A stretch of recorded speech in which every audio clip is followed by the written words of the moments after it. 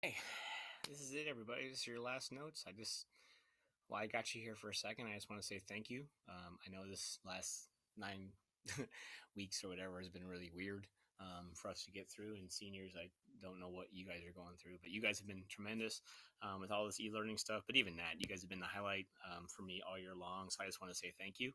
Um, you guys are an awesome group of kids, and if you guys ever need anything, you guys know where I'm at.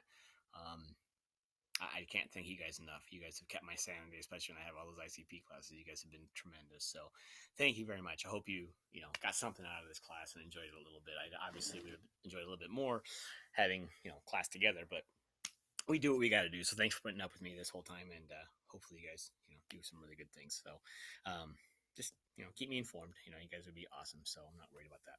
All right, so let's finish this up. So today we're going to talk about the effects of the mother of pregnancy on the mother, besides just ruining your body and making you irritable and making you tired and changing everything you have and all this kind of stuff. So here's what really goes on. All right. So in pregnancy, obviously, period from conception until birth, you're obviously going to have anatomical changes.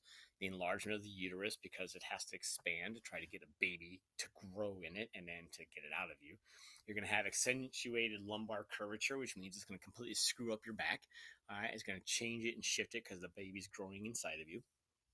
All right, relaxation of the pelvic ligaments and pubic symphysis during the reproduction or during the production of relaxin. It's a chemical that comes in there to help stretch all that stuff out, it helps stretch that pubic bone out and make it, able again to get a baby out of you.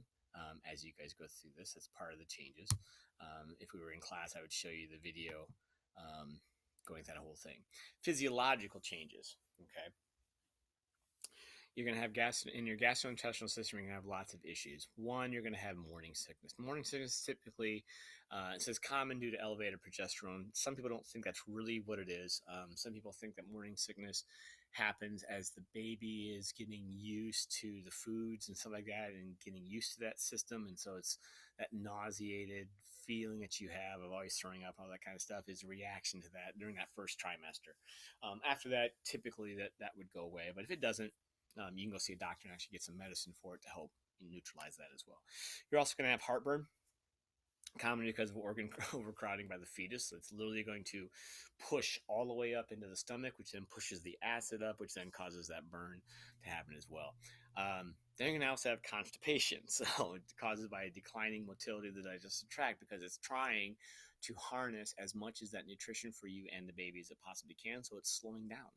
And so everything slows down as well, and you get constipation from that, and it's just a glorious, glorious thing. Other physiological changes, your urinary system, the kidneys have additional burden and produce more urine because not only they're cleaning your blood, but they're cleaning the baby's blood as well. All right, the uterus compresses the bladder as the baby literally is kicking you and stepping on your bladder, making you feel like you have to go all the time. I cannot stress enough how happy I am to be a guy. All right, going through all this part. Respiratory system. Your nasal mucosa becomes congested and swollen. Your vital capacity and respiratory rate increase because you're taking in oxygen for two people. All right. And so you are congested, you are sick, you have heartburn, you have all this other kind of stuff. Make your husband or whatever do everything you can for you because they're not doing anything. Their job's easy. Other kind of things.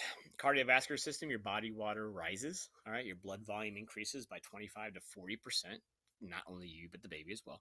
Blood pressure and pulse increase as well. Varicose veins become common because of the increased flow of blood through systems. It causes them to expand and pop out of the skin and all these other kind of things. You get gestational diabetes. You can get all that kind of stuff in as well.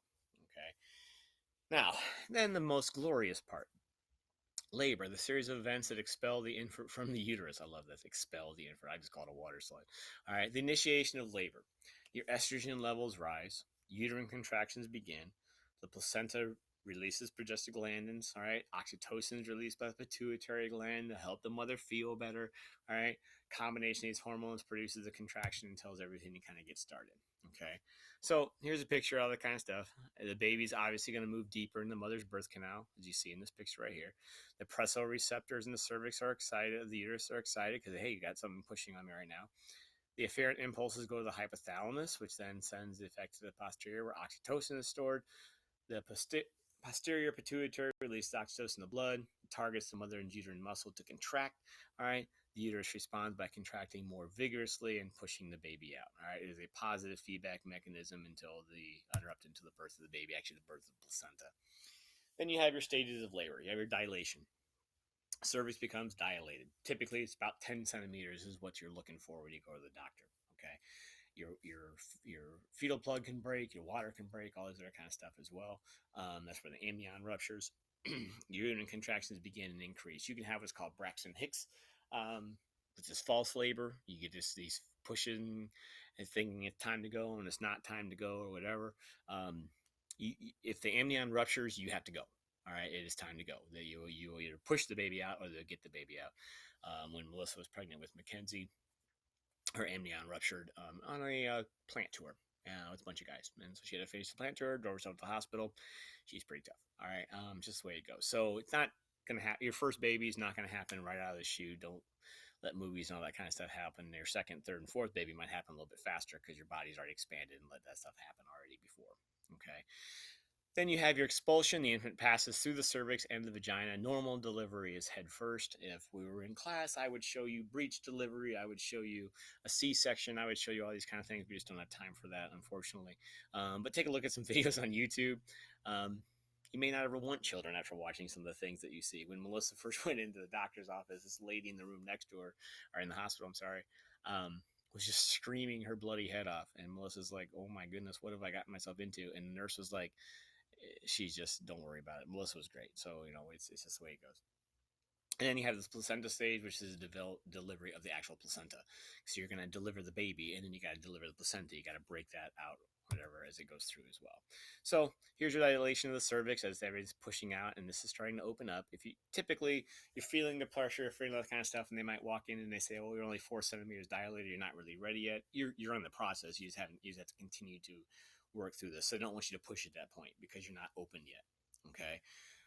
Once you get this to 10 centimeters, the opening of the cervix, you got 10 centimeters, and you're going to start delivery of the baby. I love this picture right here showing this coming out here.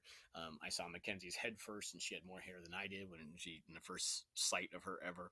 And then you have to get the placenta out as well. Potential placenta will detach and it'll be connected to the umbilical cord, and the doctors will get all that stuff out. Okay. Developmental aspects of the reproductive system. Gender is determined at fertilization. Males have XY sex chromosomes. Females have XX sex chromosomes. Again, this is a biology class. I don't care what you choose to be later on. Biologically, you're either male or female. Okay. But gonads do not form until the 8th week in the reproductive system anyway. So, fetuses and embryos, you don't know what they are yet. For all you can't find it out right away. You got to wait about halfway through. Testes form in the abdominal cavity and descend to the scrotum 1 month before birth. So literally some babies are born without, descending their testicles. They have to descend later on. It's normal. It's natural. It's just the way it goes. It does not make them any less of a man or any of that kind of stuff. The determining factor for gonad differentiation is testosterone. All right. So when the XX baby has it, it cuts off the production of testosterone. XY does not cut off this production, and so the males are going to be created instead. Reproductive system organs do not function until puberty. Puberty usually begins between ages 10 and 15. I'd say this is a little bit of a stretch now. It's probably between 8 and 12 at this point in time anymore, due to growth hormones in our food and things like that, causing these things to happen. Again, first menses usually occur about 2 years after the start of puberty. Most women reach their peak reproductive ability in their late 20s.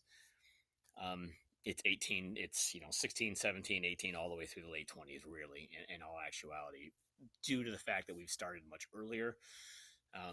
Think about it. 200 years ago, women are getting married at 13 and having babies because that was what was expected to them. You guys are a little bit later.